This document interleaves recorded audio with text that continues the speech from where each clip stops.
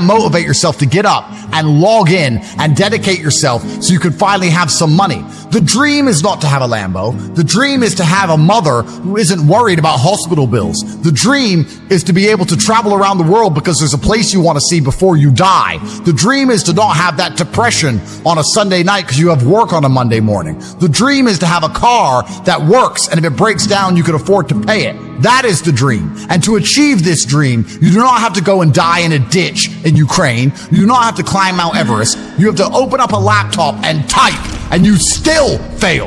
And then you want to sit there and ask me, oh, how come I don't have the motivation? You don't have the motivation to type on a keyboard to achieve your dreams, and you think I can fix a loser like you? Because quitters are the worst people on the planet. You can give a quitter absolutely everything and they will still fail. You can give it, doesn't matter what it is. If you go to IKEA and buy a flat pack table and put it in front of a quitter, you will never have a table. He'll look at it, it's just long, and he'll quit. Quitters can have every single advantage. Quitters can have all the information. Quitters can have all the tutelage. Quitters can have a mentorship. Quitters can have someone who messages them every morning, hey bro, let's get it. And guess what they're going to do at the end? Quit. They ain't never going to have shit. So if you're a quitter, I don't even want you even inside my organization. I don't want quitters anywhere near me because you're never going to be successful. It's like the beginning of a tale. Imagine there's 5 men at the beginning of a path. A long and arduous path, a very dangerous one, which you're going to walk down and defeat a dragon at the end. And 4 people walk the path and they fight the dragon and they emerge adorned in scars, covered in fire-burnt armor, saying, the dragon has sent its fire at me and it burnt me, but I attacked back. You have a story. And then you have the scars and the diamonds, the dragon's head, the horn, whatever it is. You get all of the accolades for your bravery, for your monumental achievement. But the one guy who doesn't walk the path, he hasn't got a story. This is the year for winners. It's going to get harder and harder for a loser to win. It's going to get easier and easier for a winner to win. So I want you guys to knuckle down, lock in, because 2025 has to be a year that we all remember, filled with amazing stories. Man, I can tell you stories now that even sound stupid to me. I went to Deauville, France to fight for a world title. And I was sitting there and the promoter hadn't turned up yet. And I ordered 2 waters, 2 Perrier. Yeah. And they came and they were like €9 each. And I paid for them. And I said to Tristan, 20 quid fucking water. Because we're brokies. And he's like, yeah, that's crazy. And we look around and there's all these tables just with water, champagne, food, you know, like $1,000 lunches, £1,000 lunches. No one gave a shit, right? And we're sitting there going, where are we going wrong with life? Like, we're worried about the price of water. That dude's got a lobster. He's got like a big bottle of champagne. He's got 3 chicks. Like, we're going wrong. So I always knew there was, outside of the matrix, there were these people who were living in a way that money didn't have any significance. Money wasn't real to them. So I always knew it. I was always around it, especially through fighting. I went to a bunch of crazy countries, Kazakhstan, all these places. We're in Kazakhstan, a poor country. It's just G-Wagon, G-Wagon, G-Wagon, G-Wagon. I'm like, what's going on? Like, there are people who are living outside the matrix, and once you live outside of it, once you get to a certain level of incomes and wealth, everything becomes free. Like, when I was looking at the price of that water, no one else in that restaurant even looked at the price of anything. It didn't matter. Yeah. And that's what I'm like now. I don't know the price of anything I eat or buy, if it's not a house or a car. So the first thing is you have to pay attention. Because if you pay attention, you'll start to learn that money is everywhere. Every building is owned. These are skyscrapers, bro. Billions. Every apartment nowadays is a million. Million. You drive down a street in London, you're driving past trillions of dollars. There's money everywhere.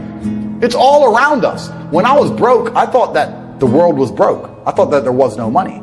And then I got rich and realized that I was completely and utterly wrong. There's so much money. It's everywhere. If I go to try and buy a plane or a jet, they're always sold out. My yacht is a 6-year waiting list. I want a Bugatti, they launch it, the email comes to my email address, 2 minutes later, gone. Like, there's so much money. If I want a diamond watch, or $1 million watch, or $1 million Rolex, you can't get this stuff. There is so much money out there. Once you get to a certain echelon, you realize there's money fucking everywhere. So I always knew that kind of life existed. I used to talk with my brother about it all the time. I was like, bro, we're doing something wrong. Something doesn't add up. We're still thinking in terms of like make money, spend money, money in the bank. It doesn't. There's people who are living for free and they just point at things and they get everything they want. And my brother used to call me crazy. He's like, what are you talking about? I was like, no, there's the matrix. We're inside the system.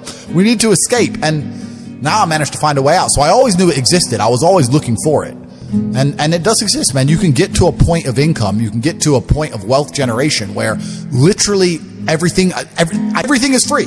That's how I view the world. Everything's free. If I want something, it's free. I want dinner's free, coffee's free, supercars are free, private jets are free, it's free, it's free. I just want it because all they want is numbers on a screen, and numbers on a screen are what's numbers on a screen? It's nothing. It's free. I don't know how else to say it. You're telling me if I give you some numbers on a screen, you're going to go and build me a W16 fucking Bugatti Chiron Pure Sport, and you're going to deliver it to me in my house, and you're going to put it in the color I want, and it's going to be gorgeous and beautiful, and everyone's going to be jealous, and you're going to do that, and all you want is a few numbers on a screen? Safe. Take it. Take it. I don't give a fuck. So many people who doubt themselves or doubt what they're capable of doing, and your mind at least needs to be an absolute monarch. That's the one place. I cannot remember the last time I won anything unless I was winning by force.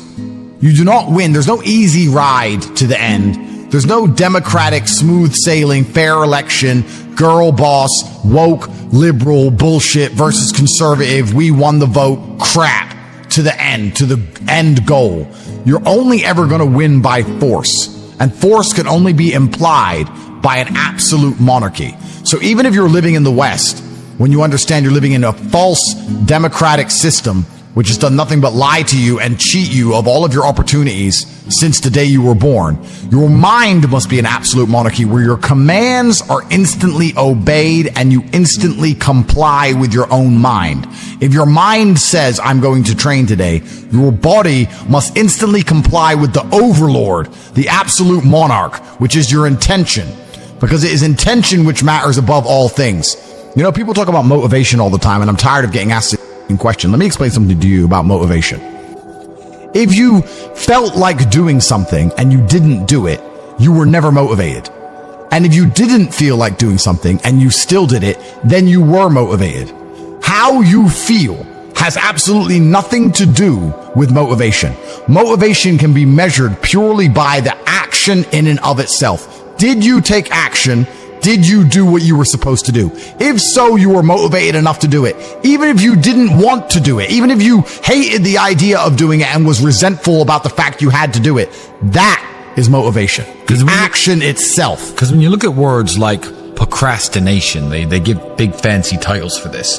What procrastination is essentially is wanting and needing and knowing that you must do something and disobeying yourself. I'm dehydrated, I'm going to drink this water. You know what? Your brain knows you need to do it. I know I need to do it. I'm thinking I need to do it, and I just don't. People say, hey man, you need to find what you're passionate about and do that. And what they're trying to say is only do what you like, because you have no motivation to do anything else. And motivation in and of itself is a scam. I don't believe in motivation. I believe in discipline. I am not motivated to do the things I'm supposed to do every day. I don't wake up full of like joy that I have to go to the gym or that I have to work or deal with crap. I don't feel motivated to do them. I'm disciplined. I do them regardless of how I feel. Whether I'm in the mood to do it or I'm not in the mood to do it, it gets done. That's discipline. Discipline's a real thing. Motivation is fleeting. Yeah. You're never going to be permanently motivated. So when someone comes along and says, oh, do what you're passionate about, what they're saying is you'll have endless motivation and then you'll be able to try hard. If you're the kind of person who can only try hard at something he enjoys, then you're going to fail. Because most things you enjoy don't pay any money. If they paid money, you wouldn't enjoy them.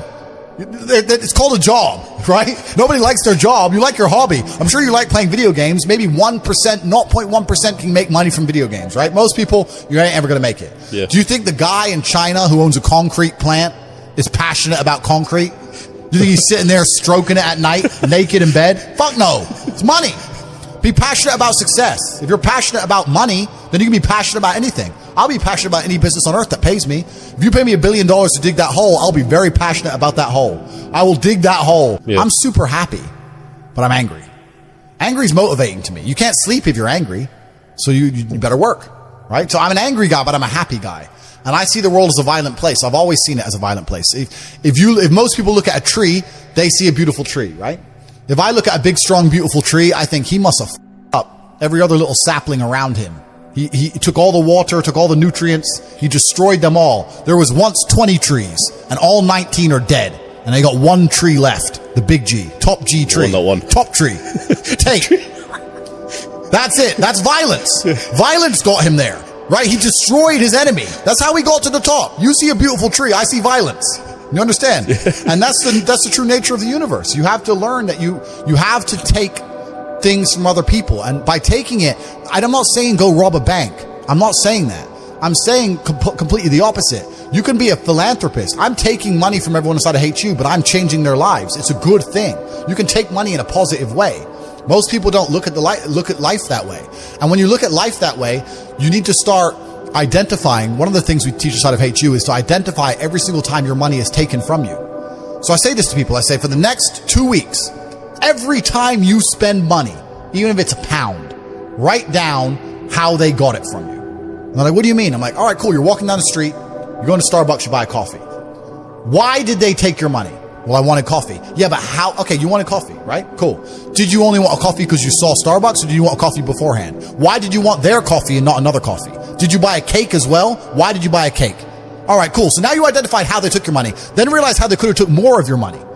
You bought a cake, but you didn't buy a sandwich. Why? The sandwiches weren't on display, or they looked cold, or they looked rubbish, or the woman who was serving me was old and ugly. Maybe she was a young cutie and talked to me about bologna sandwiches. Would have bought one. Right? So you need to start identifying how your money is taken from you. Because once you identify how your money is taken from you, you can start to actually intelligently think about how you can take money from other people. If I had to open a coffee shop, if I sit in a coffee shop, right? If I sit in Starbucks, the whole time I'm in there, not only am I thinking about how they got the money from me and how much I spent, I'm thinking about how I could outcompete them. I'd sit there and go, okay, cool. I'm in Starbucks. I spent £5.68. I got a latte and I got a donut, and I'm sitting here. And that business place, that commercial property right across the street is available for lease. How could I outcompete this coffee shop which just took my money? What's the profit margin on this £5.68? How much did this cost them? The coffee, pennies. Donut, 30p maybe, right? How much is the staff? They pay the staff minimum wage £8 an hour. So I've already paid 30 minutes work from that brokey, the wage. Yes. She's there for another 30 minutes for free, right? How much is the rent? How much is the business rates? If I had to open up there, how would I attract people to come into my shop as opposed to their shop? They got a big brand name. I'm brand new. Okay, well, the bitch working here is ugly. My one's going to be hot. Boom. That's the beginning. Next thing, do they have any signage outside? No. I'm going to try and put some signage outside. Do they have parking? No. I need parking. But you just start thinking about how you can convince people to give you their money as opposed to giving it to the places they already give it. Yeah, when you wanted to get rich back in the 1800s, you had to trek to California and dig into the side of the mountain, hoping to strike gold, risking death by dynamite explosion. That's what you had to do. Or malaria on the way. Yeah, go and build the Suez Canal, die from dengue fever and yellow fever for the chance of a paycheck 5 times higher than the average paycheck. Today, you need to open your laptop and you need to type. I know people 16, 17, 18, 19, most of them, to be fair, students inside the real world, some of them not, who open their laptops and type and make more money than hard-working men I know doing Alaskan fishing jobs, lumberjacking. It is easier than ever. So if you haven't got the motivation to do this now, how would you have fared in the past? You would have been a man who starved to death because you couldn't be bothered to plow your lands. You couldn't be bothered to go hunting. You couldn't be bothered to forage for berries. You would have starved literally to death, because opening this laptop and thinking and typing on the keyboard is far easier than what success would have taken at any single point in human history ever. Is now at my point, right? No matter how much fun I'm having, it's always, even if it's only 1% in the back of my mind, that it could be more fun somewhere else. If I can go anywhere I want all the time with no limitations, I never have to turn up to a job, I don't have anything I have to do, I can go anywhere, right? And I got a plane waiting for me. If I'm in Marbella in the middle of a party, no matter how good that party is, how much fun I'm having, whatever girls I'm with, whatever, and my boy texts me from Mykonos saying it's going off in Mykonos, part of me is thinking, should I just... I can get there by it's 3 a.m. now. I can be there before the club closes in Mykonos, and then it's hard to just live in the moment and be happy with what you're doing. Does that make sense? Because there's unlimited choices. It's like going to Tesco. If there's only one sandwich, it's fine. If there's 100 sandwiches, you start reading every sandwich. Which one's the one I want? Maybe that one was better. So the brokey days were good days, bro, man. Like I'd get McDonald's and you're laughing with your boys. Yeah. The brokey days are great, and I'm not complaining about being rich. Obviously, I worked hard for this, and it's a fantastic life I live now. But I think without those brokey days, without those original days to compare it to, without that juxtaposition, then I don't think being rich would be fun at all. I think it's only fun because you can compare it to the days when you weren't rich. That's the only thing that makes it fun. The only thing that makes my $10,000 steak fun is that you can laugh saying how you never had 10 grand in your bank till you were 27 years old. Yeah. Like otherwise it's boring. Otherwise okay, steak. And I think if you're born with too much money, that you'll never truly be happy. I think you need the brokey days. They're the best days. Even when I was fighting, all I did was try different ways to make money. I tried a million things, and that's what you have to do. You have to try a bunch of things and learn a bunch of lessons until you finally find something that works. The only way I have ever won anything in my life is by force. The only way I have ever succeeded in anything in my life is by force. It's all I know how to do. It is all I have ever done, is to look at the insurmountable task ahead of me, to look at the large, huge mountain which has never been climbed before, and one step at a time with an iron mind which will not bend, which will not break, remaining completely unfazed, put one foot in front of the other until one day I wake up and I'm at the top of the fucking hill. There is no easy way to get anything else done ever. And all of this attempt to democratically